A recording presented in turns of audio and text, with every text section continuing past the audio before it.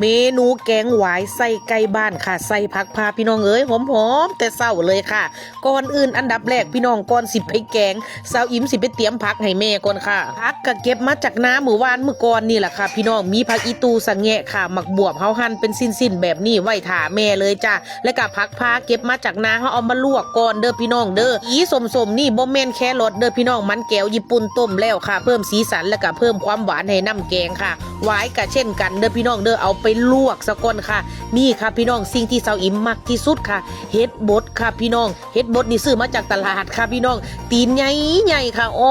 อนเป็นตะแกงแซ่บแกงนัวขนาดค่ะพี่น้องหลังจากเตรียมผักแล้วค่ะแม่สาวอิ๋มก็สิเอาไก่ค่ะไก่บ้านน่ะจับมาจากสวนคือกันค่ะพี่น้องเอามาสับเป็นสิ้นน้อยๆค่ะเอาไก่มาขั่วก่อนโดยการขั่วไก่แม่สาวอิ๋มก็สิใส่พริกกับข้าวเบื่อค่ะพี่น้องที่ตำเตรียมไว้ลงไปค่ะน้ำยานางใส่นิดหน่อยพี่น้องตามด้วยปลาแดกค่ะปรุงรสด้วยน้ำปลาค่ะพี่น้องเติมซีอิ๊วขาวนิดนึงค่ะแม่สาวอิ๋มเพิ่นเอาน้ำล่างโคกใส่หลายโพดเด้อพี่น้องเด้อเฮากับขั่วไปเรื่อยๆค่ะขั่วไปจนกว่าไก่สิสุกค่ะพี่น้องไก่นี่ให้สุกถึง 80% ขึ้นไปเด้อถ้าอย่างงั้นมันสีขาวค่ะหลังจากที่ไก่สุกแล้วเฮาก็เอาน้ำยานางที่เฮาคั่นไว้พี่น้องมาใส่ลงไปค่ะน้ำยานางสาวอิ๋มเป็นคนนั่งคั่นให้แม่ค่ะพี่น้องใส่ลงไปเสร็จแล้วเฮาก็รอไฟเดือดนิดนึงพี่น้องบางเทื่อเฮาเฮ็ดกับข้าวเตาถ่านเฮาก็ต้องเข้าใจเด้อพี่น้องเด้อกว่าไฟสิฮ้อนค่ะสุมฟื้นแล้วสุมฟื้นอีกค่ะพี่น้องหลังจากหม้อเดือดแล้วเฮาก็ใส่ผักลงไปค่ะแม่สาวอิ๋มสิใส่หวายลงไปก่อนค่ะพี่น้องใส่เห็ดลงไปค่ะเห็ดนี่สาวอิ๋มมักเป็นพิเศษเด้อพี่น้องเลยขอให้แม่ใส่หลายๆค่ะหมักบวบค่ะพี่น้องผักพาลวกแล้วตอนนี้หม้อยังบ่ทันเดือดอยู่พี่น้อง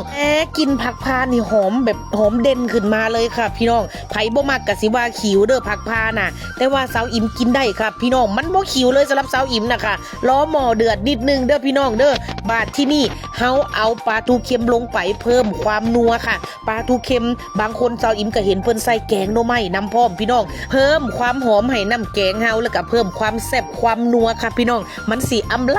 ลำพอดีค่ะเทคนิคการแกงหวายของยายติ๋มเด้อพี่น้องนอกจากขั่วไก่ขั่วเครื่องแกงก่อนแล้วเวลาสิแกงแม่สาวอิ๋มน่ะพี่น้องแล้วสิเอาหวายเอาผักพาผักที่มีกลิ่นฉุนหรือผักที่มีรสขมไปลวกก่อนเสมอค่ะอย่างเช่นรอบนี้คือกันพี่น้องหวายแม่สาวอิ๋มก็สิเอาไปลวกก่อนแล้วผักพาแม่สาวอิ๋มก็เอาไปลวกก่อนแล้วค่ะเพราะว่าอย่างพี่น้องบางคนที่เขาบ่กินผักพาเขาก็สิว่ามันฉุนแต่เวลาเขาเอาไปลวกแล้วเพิ่นก็สิลดความขิวความฉุนลงส่วนหวายเพิ่นสิมีความขมเนาะค่ะถ้าเขาเอามาลวกน้ำเดือดจัก5 ถึง 10 นาทีใส่มือบีบเบิ่งค่ะคันหวายเพิ่นนิ่มแสดงว่าใส่ได้ค่ะพี่น้องแกงหวายได้ที่แล้วค่ะใส่มันแก้วญี่ปุ่นลงไปมันแก้วญี่ปุ่นสิไปเพิ่มความหวานและก็เพิ่มสีสันสุดท้ายค่ะอีตูสังแงะค่ะพี่น้องตอนนี้สาวอิ๋มใส่คำว่ากินตลบอบอวนค่ะพี่น้องหอมอีตูหอมสังแงะหอมปลาทูเค็มหอมน้ำแกงแล้วก็ยังหอมผักพาอีกตั้งหากค่ะแบบว่าชวนน้ำลายไหล